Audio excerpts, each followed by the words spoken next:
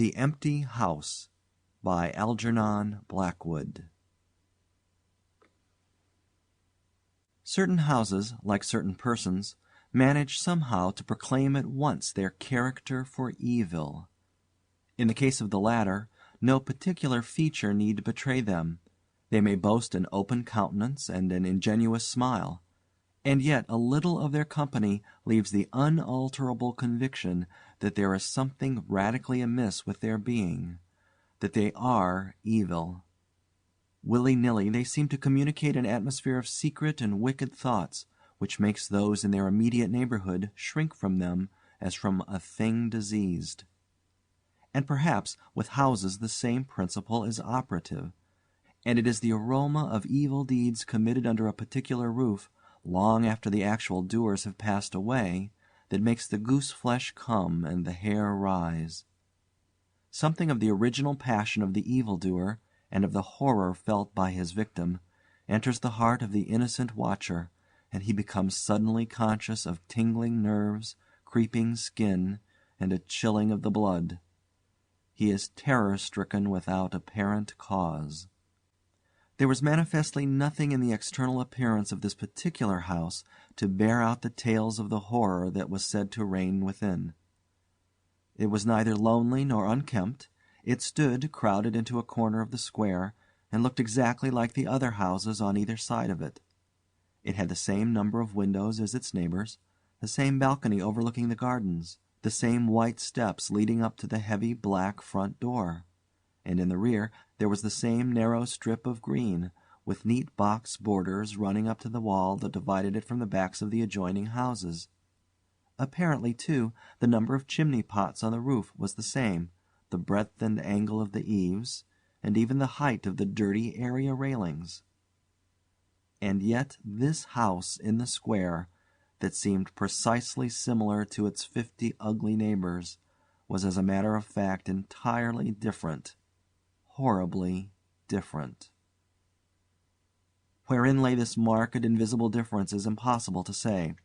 It cannot be ascribed wholly to the imagination, because persons who had spent some time in the house, knowing nothing of the facts, had declared positively that certain rooms were so disagreeable that they would rather die than enter them again, and that the atmosphere of the whole house produced in them symptoms of a genuine terror, while the series of innocent tenants who had tried to live in it and been forced to decamp at the shortest possible notice was indeed little less than a scandal in the town.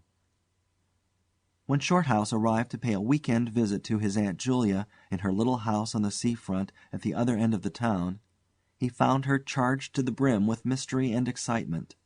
He had only received her telegram that morning, and he had come anticipating boredom, but the moment he touched her hand and kissed her apple-skin wrinkled cheek, he caught the first wave of her electric condition.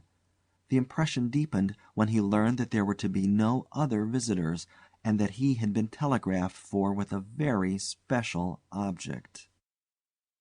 Something was in the wind, and the something would doubtless bear fruit, for this elderly spinster aunt, with a mania for psychical research, had brains as well as will-power, and by hook or by crook she usually managed to accomplish her ends.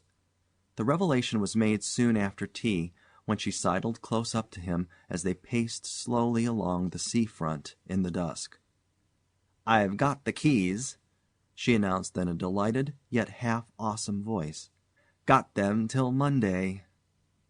"The keys of the bathing-machine, or—" he asked innocently, looking from the sea to the town. Nothing brought her so quickly to the point as feigning stupidity. "Neither," she whispered. "I've got the keys of the haunted house in the square, and I'm going there tonight." Shorthouse was conscious of the slightest possible tremor down his back. He dropped his teasing tone. Something in her voice and manner thrilled him. She was in earnest. "But you can't go alone," he began. "That's why I wired for you," she said with decision. He turned to look at her. The ugly, lined, enigmatical face was alive with excitement. There was the glow of genuine enthusiasm round it like a halo. The eyes shone. He caught another wave of her excitement, and a second tremor, more marked than the first, accompanied it. "Thanks, Aunt Julia," he said politely. "Thanks awfully." "I should not dare to go quite alone," she went on, raising her voice, "but with you I should enjoy it immensely. You're afraid of nothing, I know." "Thanks so much," he began again. Is anything likely to happen?" "A great deal has happened," she whispered, "though it's been most cleverly hushed up. 3 tenants have come and gone in the last few months, and the house is said to be empty for good now." In spite of himself, Shorthouse became interested. His aunt was so very much in earnest. "The house is very old indeed," she went on, "and the story, an unpleasant one, dates a long way back. It has to do with a murder committed by a jealous stableman who had some affair with a servant in the house. One night he managed to secrete himself in the cellar, and when everyone was asleep he crept upstairs to the servants' quarters, chased the girl down to the next landing, and before anyone could come to the rescue, threw her bodily over the banisters into the hall below." "And the stableman?" "Was caught, I believe, and hanged for murder, but it all happened a century ago, and I've not been able to get more details of the story." Shorthouse now felt his interest thoroughly aroused, but though he was not particularly nervous for himself, he hesitated a little on his aunt's account. "On one condition," he said at length. "Nothing will prevent my going," she said firmly, "but I may as well hear your condition." "That you guarantee your power of self-control if anything really horrible happens. I mean, that you are sure you won't get too frightened." "Jim," she said scornfully, "I'm not young, I know, nor are my nerves, but with you I should be afraid of nothing in the world." This, of course, settled it, for Shorthouse had no pretensions to being other than a very ordinary young man, and an appeal to his vanity was irresistible. He agreed to go. Instinctively, by a sort of subconscious preparation, he kept himself and his forces well in hand the whole evening, compelling an accumulative reserve of control by that nameless inward process of gradually putting all the emotions away and turning the key upon them, a process difficult to describe, but wonderfully effective, as all men who have lived through severe trials of the inner man well understand. Later it stood him in good stead. But it was not until 10:30, when they stood in the hall, well in the glare of friendly lamps, and still surrounded by comforting human influences, that he had to make the first call upon this store of collected strength. For, once the door was closed, and he saw the deserted silent street stretching away white in the moonlight before them, it came to him clearly that the real test that night would be in dealing with 2 fears instead of 1. He would have to carry his aunt's fear as well as his own, and as he glanced down at her sphinx-like countenance, and realized that it might assume no pleasant aspect in a rush of real terror, he felt satisfied with only one thing in the whole adventure, that he had confidence in his own will and power to stand against any shock that might come. Slowly they walked along the empty streets of the town. A bright autumn moon silvered the roofs, casting deep shadows. There was no breath of wind, and the trees in the formal gardens by the sea-front watched them silently as they passed along. To his aunt's occasional remarks Shorthouse made no reply, realizing that she was simply surrounding herself with mental buffers, saying ordinary things to prevent herself thinking of extraordinary things. Few windows showed lights, and from scarcely a single chimney came smoke or sparks. Shorthouse had already begun to notice everything, even the smallest details. Presently they stopped at the street corner and looked up at the name on the side of the house full in the moonlight, and with one accord, but without remark, turned into the square and crossed over to the side of it that lay in shadow. "The number of the house is 13, whispered a voice at his side, and neither of them made the obvious reference, but passed across the broad sheet of moonlight and began to march up the pavement in silence. It was about halfway up the square that Shorthouse felt an arm slipped quietly but significantly into his own, and knew that their adventure had begun in earnest, and that his companion was already yielding imperceptibly to the influences against them. She needed support. A few minutes later they stopped before a tall, narrow house that rose before them into the night, ugly in shape and painted a dingy white. Shutterless windows without blinds stared down upon them, shining here and there in the moonlight. There were weather streaks in the wall and cracks in the paint, and the balcony bulged out from the first floor a little unnaturally. But beyond this generally forlorn appearance of an unoccupied house, there was nothing at first sight to single out this particular mansion for the evil character it had most certainly acquired. Taking a look over their shoulders to make sure they had not been followed, they went boldly up the steps and stood against the huge black door that fronted them forbiddingly. But the first wave of nervousness was now upon them, and Shorthouse fumbled a long time with the key before he could fit it into the lock at all. For a moment, if truth were told, they both hoped it would not open, for they were a prey to various unpleasant emotions as they stood there on the threshold of their ghostly adventure. Shorthouse, shuffling with the key and hampered by the steady weight on his arm, certainly felt the solemnity of the moment. It was as if the whole world, for all experience, seemed at that instant concentrated in his own consciousness, were listening to the grating noise of that key. A stray puff of wind wandering down the empty street woke a momentary rustling in the trees behind them, but otherwise this rattling of the key was the only sound audible. And at last it turned in the lock, and the heavy door swung open and revealed a yawning gulf of darkness beyond. With a last glance at the moonlit square, they passed quickly in, and the door slammed behind them with a roar that echoed prodigiously through empty halls and passages. But instantly, with the echoes, another sound made itself heard, and Aunt Julia leaned suddenly so heavily upon him that he had to take a step backwards to save himself from falling. A man had coughed close beside them, so close that it seemed they must have been actually by his side in the darkness. With the possibility of practical jokes in mind, Shorthouse at once swung his heavy stick in the direction of the sound, but it met nothing more solid than air. He heard his aunt give a little gasp beside him.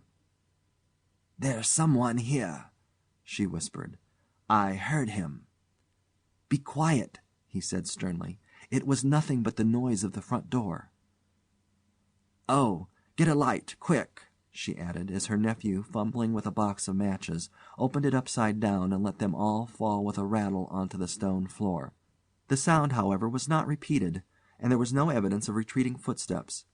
In another minute they had a candle burning, using an empty end of a cigar case as a holder, and when the first flare had died down he held the impromptu lamp aloft and surveyed the scene. And it was dreary enough in all conscience, for there is nothing more desolate in all the abodes of men than an unfurnished house dimly lit, silent, and forsaken, and yet tenanted by rumor with the memories of evil and violent histories. They were standing in a wide hallway. On their left was the open door of a spacious dining room, and in front the hall ran, ever narrowing into a long, dark passage that led apparently to the top of the kitchen stairs. The broad, uncarpeted staircase rose in a sweep before them, everywhere draped in shadows, except for a single spot about halfway up, where the moonlight came in through the window and fell on a bright patch on the boards. This shaft of light shed a faint radiance above and below it, lending to the objects within its reach a misty outline that was infinitely more suggestive and ghostly than complete darkness. Filtered moonlight always seems to paint faces on the surrounding gloom, and as Shorthouse peered up into the well of darkness and thought of the countless empty rooms and passages in the upper part of the old house, he caught himself longing again for the safety of the moonlit square, or the cozy, bright drawing-room they had left an hour before.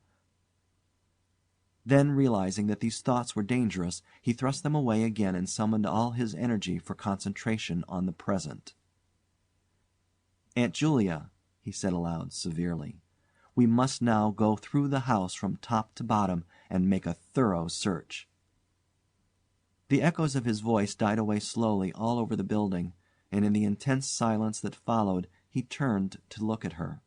In the candlelight he saw that her face was already ghastly pale, but she dropped his arm for a moment and said in a whisper, stepping close in front of him, "I agree.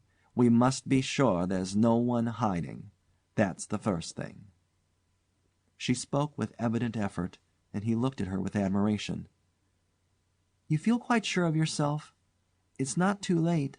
"I think so," she whispered, her eyes shifting nervously toward the shadows behind. "Quite sure. Only one thing." "What's that?"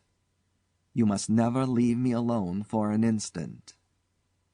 "As long as you understand that any sound or appearance must be investigated at once, for to hesitate means to admit fear. That is fatal." "Agreed," she said a little shakily, after a moment's hesitation. "I'll try." Arm in arm, Shorthouse holding the dripping candle and the stick, while his aunt carried the cloak over her shoulders, figures of utter comedy to all but themselves, they began a systematic search. Stealthily, walking on tiptoe and shading the candle lest it should betray their presence through the shutterless windows, they went first into the big dining room. There was not a stick of furniture to be seen. Bare walls, ugly mantelpieces, and empty grates stared at them. Everything, they felt, resented their intrusion, watching them, as it were, with veiled eyes. Whispers followed them. Shadows flitted noiselessly to right and left. Something seemed ever at their back, watching, waiting an opportunity to do them injury. There was the inevitable sense that operations which went on when the room was empty had been temporarily suspended till they were well out of the way again. The whole dark interior of the old building seemed to become a malignant presence that rose up, warning them to desist and mind their own business. Every moment the strain on the nerves increased.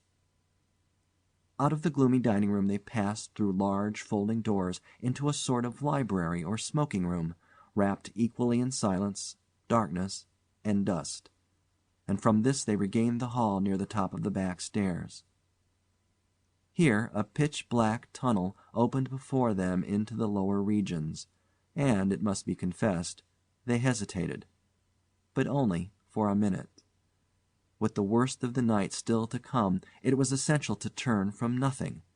Aunt Julia stumbled at the top step of the dark descent, ill lit by the flickering candle, and even Shorthouse felt at least half the decision go out of his legs. "Come on," he said peremptorily, and his voice ran on and lost itself in the dark, empty spaces below. "I'm coming," she faltered, catching his arm with unnecessary violence. They went a little unsteadily down the stone steps, a cold, damp air meeting them in the face, close and malodorous. The kitchen, into which the stairs led along a narrow passage, was large, with a lofty ceiling. Several doors opened out of it, some into cupboards with empty jars still standing on the shelves, and others into horrible little ghostly back offices, each colder and less inviting than the last. Black beetles scurried over the floor, and once, when they knocked against a deal table standing in a corner, something about the size of a cat jumped down with a rush and fled, scampering across the stone floor into the darkness. Everywhere there was a sense of recent occupation, an impression of sadness and gloom. Leaving the main kitchen, they next went toward the scullery.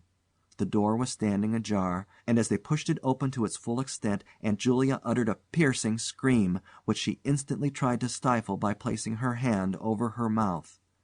For a second Shorthouse stood stock still, catching his breath. He felt as if his spine had suddenly become hollow, and someone had filled it with particles of ice. Facing them, directly in their way between the doorposts, stood the figure of a woman. She had disheveled hair and wildly staring eyes, and her face was terrified and white as death. She stood there motionless for the space of a single second. Then the candle flickered and she was gone, gone utterly, and the door framed nothing but empty darkness. "Only the beastly jumping candlelight," he said quickly, in a voice that sounded like someone else's and was only half under control. "Come on, Aunt. There's nothing there." He dragged her forward. With a clattering of feet and a great appearance of boldness, they went on. but over his body the skin moved as if crawling ants covered it, and he knew by the weight on his arm that he was supplying the force of locomotion for two. The scullery was cold, bare, and empty, more like a large prison cell than anything else. They went round it, tried the door into the yard, and the windows, but found them all fastened securely. His aunt moved beside him like a person in a dream. Her eyes were tightly shut, and she seemed merely to follow the pressure of his arm. Her courage filled him with amazement. At the same time he noticed that a certain odd change had come over her face, a change which somehow evaded his power of analysis. "There's nothing here, Auntie," he replied aloud quickly. "Let's go upstairs and see the rest of the house. Then we'll choose a room to wait up in." She followed him obediently, keeping close to his side, and they locked the kitchen door behind them. It was a relief to get up again. In the hall there was more light than before, for the moon had traveled a little further down the stairs. Cautiously they began to go up into the dark vault of the upper house, the boards creaking under their weight. On the first floor they found the large double drawing rooms, a search of which revealed nothing. Here also was no sign of furniture or recent occupancy, nothing but dust and neglect and shadows. They opened the big folding doors between front and back drawing rooms, and then came out again to the landing and went on upstairs. They had not gone up more than a dozen steps when they both simultaneously stopped to listen, looking into each other's eyes with a new apprehension across the flickering candle flame. From the room they had left hardly 10 seconds before came the sound of doors quietly closing.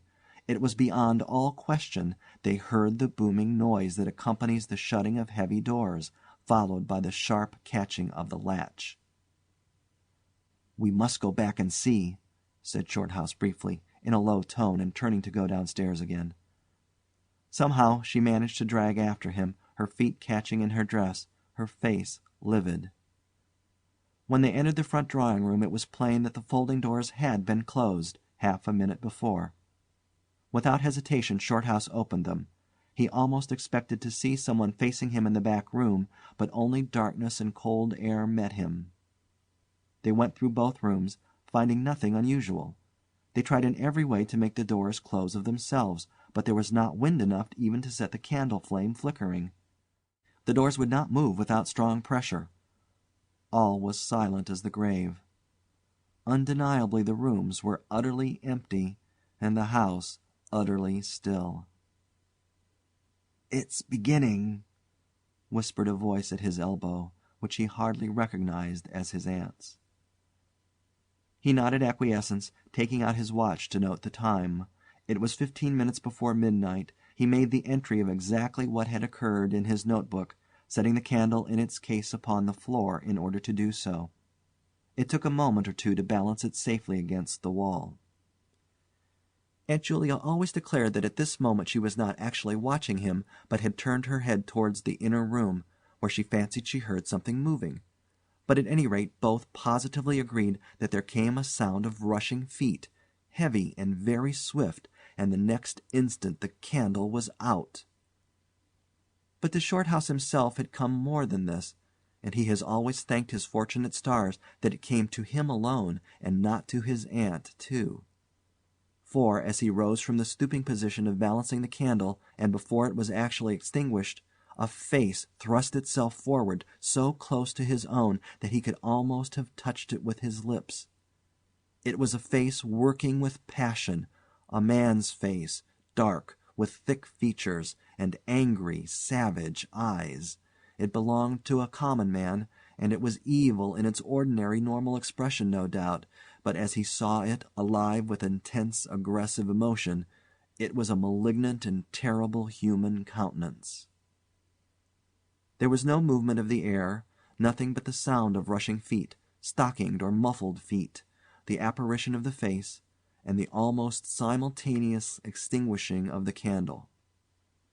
In spite of himself, Shorthouse uttered a little cry, nearly losing his balance as his aunt clung to him with her whole weight in one moment of real, uncontrollable terror. She made no sound, but simply seized him bodily. Fortunately, however, she had seen nothing, but had only heard the rushing feet, for her control returned almost at once, and he was able to disentangle himself and strike a match.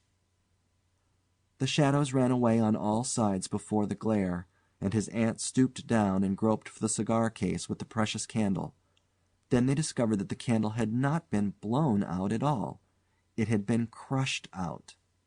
The wick was pressed down into the wax, which was flattened as if by some smooth, heavy instrument. How his companion so quickly overcame her terror Shorthouse never properly understood. But his admiration for her self-control increased tenfold, and at the same time served to feed his own dying flame, for which he was undeniably grateful. Equally inexplicable to him was the evidence of physical force they had just witnessed. He at once suppressed the memory of stories he had heard of physical mediums and their dangerous phenomena, for if these were true, and either his aunt or himself was unwittingly a physical medium, it meant that they were simply aiding to focus the forces of a haunted house already charged to the brim. It was like walking with unprotected lamps among uncovered stores of gunpowder. So, with as little reflection as possible, he simply relit the candle and went up to the next floor. The arm in his trembled, it is true, and his own tread was often uncertain, but they went on with thoroughness, and after a search revealing nothing, they climbed the last flight of stairs to the top floor of all. Here they found a perfect nest of small servants' rooms, with broken pieces of furniture, dirty cane-bottomed chairs, chests of drawers, cracked mirrors, and decrepit bedsteads. The rooms had low sloping ceilings already hung here and there with cobwebs, small windows, and badly plastered walls, a depressing and dismal region which they were glad to leave behind. It was on the stroke of midnight when they entered a small room on the third floor, close to the top of the stairs, and arranged to make themselves comfortable for the remainder of their adventure. It was absolutely bare, and was said to be the room, then used as a clothes closet, into which the infuriated groom had chased his victim and finally caught her. Outside, across the narrow landing, began the stairs leading up to the floor above, and the servants' quarters where they had just searched. In spite of the chilliness of the night, there was something in the air of this room that cried for an open window. But there was more than this. Shorthouse could only describe it by saying that he felt less master of himself here than in any other part of the house. There was something that acted directly on the nerves, tiring the resolution, and feebling the will. He was conscious of this result before he had been in the room 5 minutes, and it was in the short time they stayed there that he suffered the wholesale depletion of his vital forces, which was for himself the chief horror of the whole experience. They put the candle on the floor of the cupboard, leaving the door a few inches ajar, so that there was no glare to confuse the eyes, and no shadow to shift about on walls and ceiling. Then they spread the cloak on the floor and sat down to wait, with their backs against the wall. Shorthouse was within 2 feet of the door onto the landing. His position commanded a good view of the main staircase leading down into the darkness, and also of the beginning of the servants' stairs going to the floor above. The heavy stick lay beside him, within easy reach. The moon was now high above the house. Through the open window they could see the comforting stars like friendly eyes watching in the sky. One by one the clocks of the town struck midnight, and when the sounds died away the deep silence of a windless night fell again over everything. Only the boom of the sea, far away and lugubrious, filled the air with hollow murmurs. Inside the house the silence became awful. Awful, he thought, because any minute now it might be broken by sounds portending terror. The strain of waiting told more and more severely on the nerves. They talked in whispers when they talked at all, for their voices aloud sounded queer and unnatural. A chilliness, not altogether due to the night air, invaded the room and made them cold. The influences against them, whatever these might be, were slowly robbing them of self-confidence and the power of decisive action. Their forces were on the wane, and the possibility of real fear took on a new and terrible meaning. He began to tremble for the elderly woman by his side, whose pluck could hardly save her beyond a certain extent. He heard the blood singing in his veins. It sometimes seemed so loud that he fancied it prevented his hearing properly certain other sounds that were beginning very faintly to make themselves audible in the depths of the house. Every time he fastened his attention on these sounds they instantly ceased. They certainly came no nearer, yet he could not rid himself of the idea that movement was going on somewhere in the lower regions of the house. The drawing-room floor, where the doors had been so strangely closed, seemed too near. The sounds were further off than that. He thought of the great kitchen, with the scurrying black beetles, and of the dismal little scullery, but somehow or other they did not seem to come from there either. Surely they were not outside the house. Then suddenly the truth flashed into his mind, and for the space of a minute he felt as if his blood had stopped flowing and turned to ice. The sounds were not downstairs at all. They were upstairs. Upstairs somewhere among those horrid, gloomy little servants' rooms, with their bits of broken furniture, low ceilings, and cramped windows, upstairs where the victim had first been disturbed and stalked to her death. And the moment he discovered where the sounds were, he began to hear them more clearly. It was the sound of feet moving stealthily along the passage overhead, in and out among the rooms, and past the furniture. He turned quickly to steal a glance at the motionless figure seated beside him, to note whether she had shared his discovery. The faint candlelight coming through the crack in the cupboard door threw her strongly marked face into vivid relief against the white of the wall. But it was something else that made him catch his breath and stare again. An extraordinary something had come into her face and seemed to spread over her features like a mask. It smoothed out the deep lines and drew the skin everywhere a little tighter, so that the wrinkles disappeared. It brought into the face, with the sole exception of the old eyes, an appearance of youth and almost of childhood. He stared in speechless amazement that was dangerously near to horror. It was his aunt's face indeed, but it was her face of 40 years ago, the vacant, innocent face of a girl.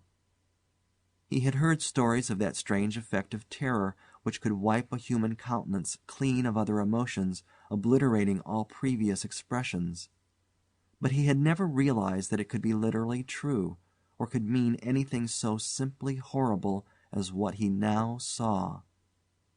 For the dreadful signature of overmastering fear was written plainly in that utter vacancy of the girlish face behind him.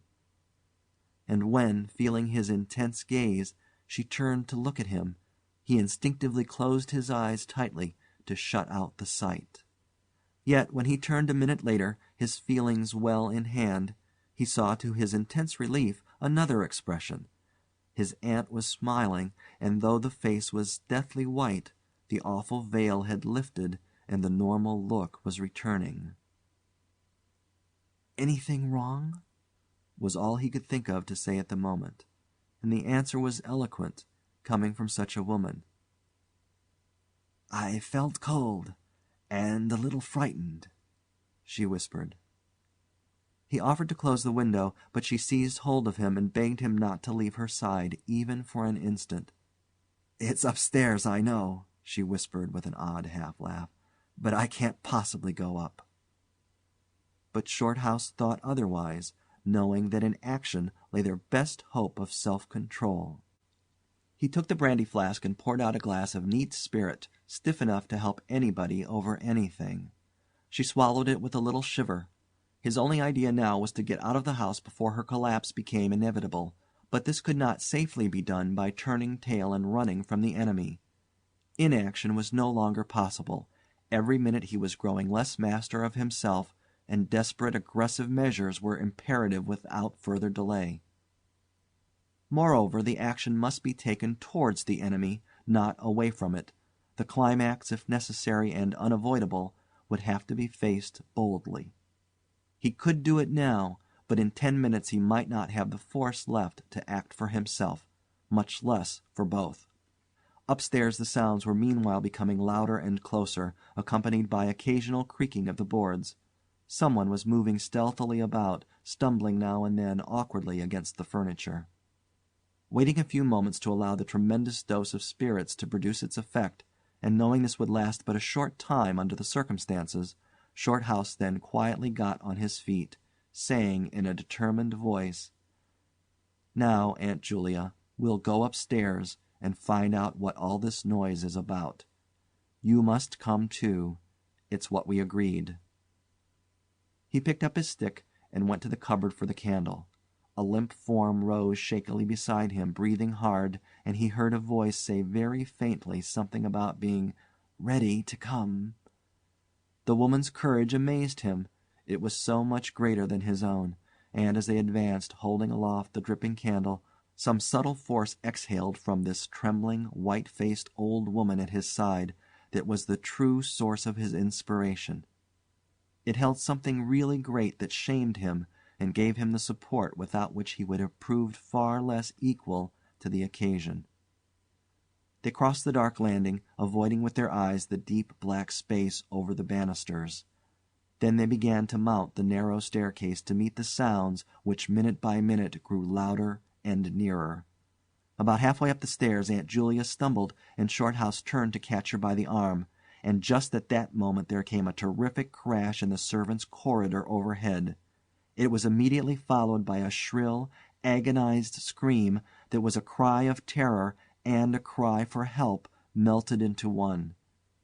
Before they could move aside or go down a single step, someone came rushing along the passage overhead, blundering horribly, racing madly, at full speed, 3 steps at a time, down the very staircase where they stood. The steps were light and uncertain, but close behind them sounded the heavier tread of another person, and the staircase seemed to shake.